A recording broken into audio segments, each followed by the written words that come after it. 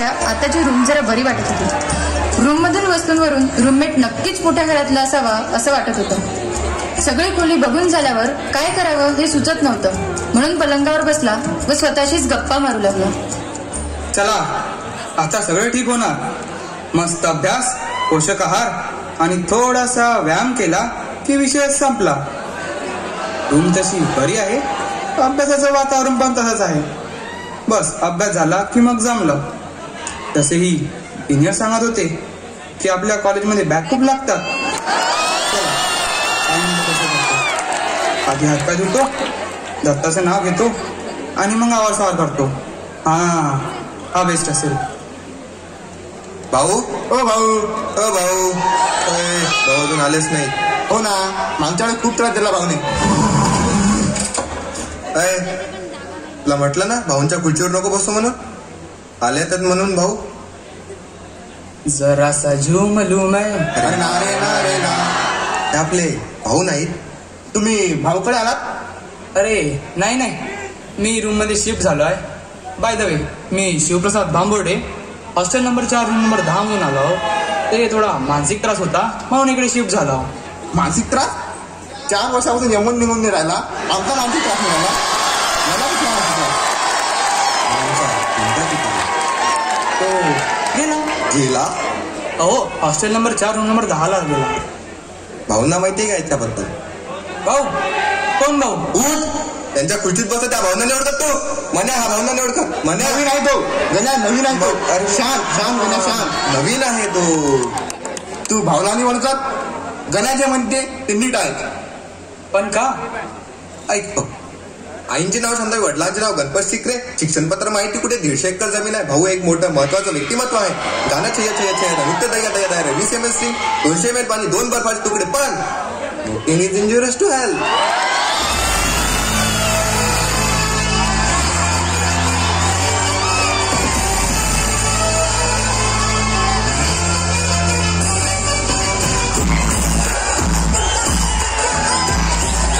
काय मुलांनो, कसे आहात तुम्ही? तुम्ही कसे आहे भाऊ? मी पण झकास. पण हा चिरतरुण कोण आहे आणि आपला पिंट्या कुठे गेला? भाऊ पिंट्या गेला म्हणजे हॉस्टेल नंबर 4 रूम नंबर 10 ला गेला. अरे असं लवकर सांगायचं की मग? भाऊ तुम्हीच तर म्हटलं होतं हळूहळू बोलायचं. राजेशाही वाटते. अरे राजेशाही वाटते, पण 5 मिनिट 10 मिनिट मध्ये फरक राहते. लवकर बोलावं लागते. हे चिरतरुण्या बोल. हाय, मी शिवप्रसाद. 1 मिनिट. तुला माहित आहे तू कोणाशी बोलत आहे? 1 मॅन आर्मी. भाऊ गांधी. आता भाऊ जे प्रश्न विचारणार आहे त्याची बरोबर उत्तरे दे. सांग, माझ्या मातोश्रींचे नाव काढ. शांताबाई. काय रूपाची छान दिसते. छान काय चालू आहे गुंड? चाललो मी तू. आमचा अपमान. म्हणा याचं सामान यान फेकून द्या. हो भाऊ. अय घे, उचल. अंगाशी खाली टाक त्याला. हा घे, उचल. लात मार. खाली टाक. उचल. thế दुसरं सुद्धा येऊ शकत नाही. आणि आता चालता फिरता चिरतरुण आला. तुमचा दहशतच कमी झाली. सहन नसतं केलं भाऊ. थांबा करतो त्याचा इंतजाम. उद्या झाला संध्याकाळी. ओके चालू आहे.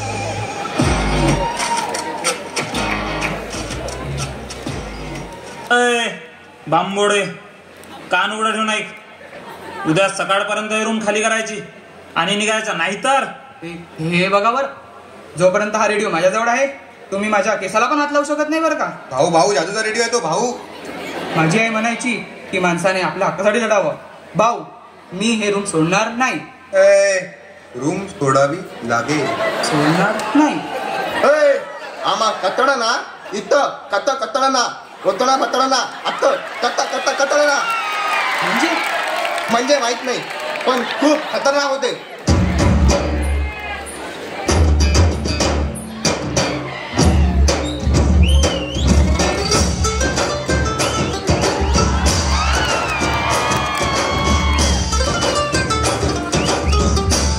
गण्या सोड.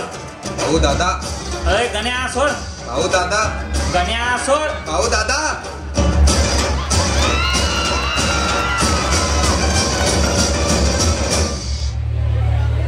काय झालं? आवाज खूप वाढला आजकाल. काय समस्या काय? हा, एक मिनिट. पण तुम्ही कोण? मी मुकुंद बोडके, शेजारून जात होतो. गोंधळ वाटला म्हणून आलो. हा, बघा ना हो, यांना मी या रूममध्ये नको हवा आहे. आणि मी हा अन्याय सहन करणार नाही, कारण अन्याय करणाऱ्यापेक्षा अन्याय सहन करणारा मोठा अपराधी असतो. बरोबर बोललास. यांना तर मी चांगलंच ओळखतो. त्यांचं तर असंच आहे, एक बॉटल लावून 2 बॉटल लावून. हो बस की, झालं की 2 वेळा. अरे 2 काय, कधी कधी 3 पण होतात. 3 बॉटल लावून. बरं, पण तुमचं इथे येण्याचं प्रयोजन तरी काय? मैत्री की राह बताने को, सबको सुमात पर लाने को, भगवान हस्तिनापुर आए है, पांडव का संदेश आला आहे. अरे ते झालं होतं ते महाभारतातलं घनघोर युद्ध, आणि हे तुमचं जे चालू आहे ते पांचटलं युद्ध. पण तिथेही का श्रीकृष्णाची गरज पडली होती, आणि इथेही का श्रीकृष्णाची गरज पडेल. म्हणून तुम्ही मला श्रीकृष्ण म्हणू शकता किंवा मग श्रीकृष्णच म्हणू शकता. काही म्हणा, पण हे भांडण आधी थांबवा. असं कसं? 4 वर्षापासून माझा जिगरी यार होता पिंट्या, ह्याच्यामुळे मला सोडून गेला. जिगरी होता ना, मग राहायचं ना बाहेर फ्लॅट करून. तू कर फ्लॅट. अरे थांबा, यावर आपण काहीतरी सुवर्णामध्ये काढू. चित्रगुप्ते, मिस्टर चित्रगुप्ते. हा बोला दादा. चित्रगुप्ते, एक काम करा, या रूमच्या मधोमध एक रेषा मारा. या बाजूचे लोक इकडे येतं कामा नाही, आणि त्या बाजूचे लोक इकडे येतं कामा नाही. 2 न्याय अगर तो आधा दो, पर इसमें यदि बाधा हो तो दे दो केवल 5 ग्राम, रखो अपनी धरती तमाम. जो नियमांचे उल्लंघन करेल त्याचे गुण कापा, त्याचे गुण जास्त तो या रूम मध्ये थांबेल, आणि ज्याचे गुण कमी तो मग 7-12. 7-12 म्हणजे? Hostel number 7, room number 12. तिथे राहणारा एकतर वेडा तरी होतो किंवा मग आत्महत्या तरी करतो. वेळा म्हणजे? तिथे राहून ज्या लोकांनी आत्महत्या केली आहे ते तिथे राहून झालेल्या वेड्यांच्या शरीरामध्ये घुसून त्यांना त्रास देतात. समजलं? एवढं समजलं असतं तर आतापर्यंत इंजिनिअरिंग कम्प्लीट नसती झाली. दादा सुरुवात उलट बोलल्यामुळे भाऊचा 1 गुण कमी. अरे अय, कशाचा मार्क कापतो का रे? माझा एकेरी उल्लेख केल्यामुळे पुन्हा 1 गुण कमी. अयो भाऊ, तुमचा दशक कमी झाला. आई गप रे गप. दरारा कमी झाल्यामुळे 1 गुण कमी. अहो चित्रगुप्ते, असे जर गुण कापत राहिलात तर आपल्याला मोजमाप करताना कठीण जाईल नाही का? आणि आपल्याकडे कागदही एकच आहे. बरोबर. अहो, पण हे सगळं करणारे तुम्ही कोण? सब जन्म मुझी से पाते हैं, फिर लौट मुझे में आते हैं. चित्रगुप्ते, लक्ष ठेवा. तुम्हाला या रूम मध्ये का राहायचंय आणि कसे योग्य आहात हे 2 मिनिटात पटवून द्या. हे तुमचा आजचा टास्क आहे. भाऊ, तुम्ही बोला आधी. आम्ही बोलतो.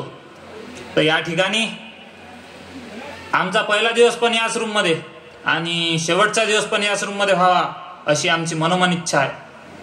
तुम्ही कॉलेजमध्ये कोणाला पण विचारा, भाऊचा अड्डा कोणता, ते तुम्हाला हात धरून माझ्या रूम पर्यंत आणून सोडतील. म्हणून मलाच हे रूम मिळावी अशी माझी इच्छा आहे. गाड्या वाजव रे. शिवप्रसाद, आता तुझी बारी. हो, कुठल्याही 4 भिंती या कधी नुसत्या भिंती नसतात, तर त्याला आपल्याला घर बनवावं लागतं. ज्या ठिकाणी 2 वेगवेगळ्या कुटुंबातले मुले एकत्र येतात, एकमेकांचे जीव की प्राण होतात. मला असं वाटतं की हे सगळं त्याच्याच हातात आहे. काहीच निळतक नाही. पण टाइम संपला तुमचं. आता तुमचे गुण माझ्या हातात आहेत. ते मी उद्या दादासमोर कळवेल. तोपर्यंत तुम्ही आपली आपली बॅग भरून ठेवावी. भाऊ, आम्ही चित्रगुप्तांच्या चहा पाण्याचं बघतो. हॅलो, काय सारखे सारखे फोन करत राहते का? काम असतात नाही तर. ठेव फोन. चला बॅग भरा मग. का रे? 8 दिवस इथं झालं नाही येऊन तुले मायबाप बंद का रे? थांब आता हे सामान आहे ना तुझा, घे. सावळ्या हरीला ऐकू द्या तरी काय झालं सायला.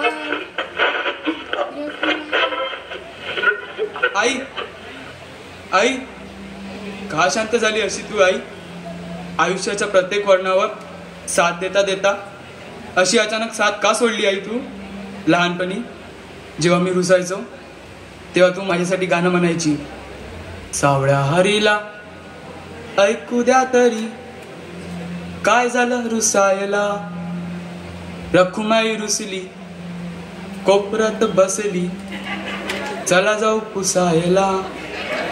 आणि माझं हसणं ऐकून आई अलका मावशीला म्हणायची, अलके आयुष्याचं चीज झालं ग बाई. आणि तिकडून लगेच अलका मावशी, नजर काढ व माया लेकराची, नजर काढ. एक दिवशी आई खूप आजारी पडली. अक्षरशः अंगाचे चटके बसत होते. मला काहीच कळत नव्हतं आई इतकी शांत शांत का आहे ते. दुसऱ्या दिवशी सगळे नातेवाईक आले. सगळे माझ्याकडं हसलेल्या नजरेने बघत होते. मला वाटलं आई माझ्याशी रुसली आहे. मी आईजवळ गेलो आणि गाणं म्हणू लागलो. कोण कुठला तो तू कोबावानी, त्याने काय लिहिली 4-2 गाणी. एवढ्यासाठी काय विमान धाडायचा, फुकटात बसायला. रखुमाई रुसली, कोपऱ्यात बसली, त्याला जाऊन चालला. आणि आई गजात म्हणाली, अलके आयुष्याचं चीज झालं ग बाई. आणि आई कायमची सोडून गेली.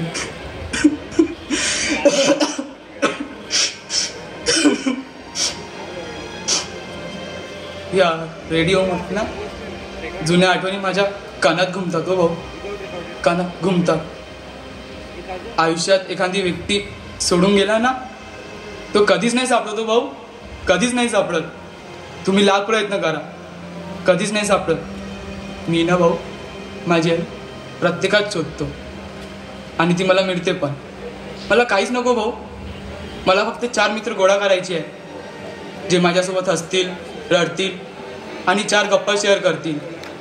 आणि मग मी ओढून अलका मावशीला सांगेल, अलका मावशे आयुष्याचं चीज झालं ग बाई.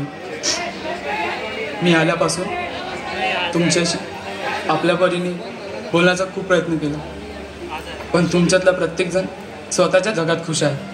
अहो का खुश आहे तुम्ही या छोट्याशा जगात?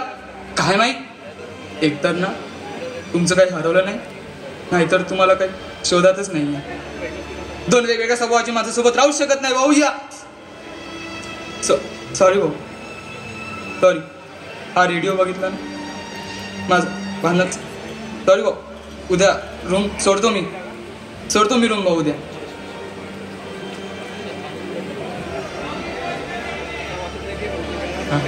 हां हां आई सॉरी बरं का. हां झोपली होतीस? हां ठीक आहे. तब्येत बरी आहे ना? हां हां हां सहजच लावा. हो ठीक आहे.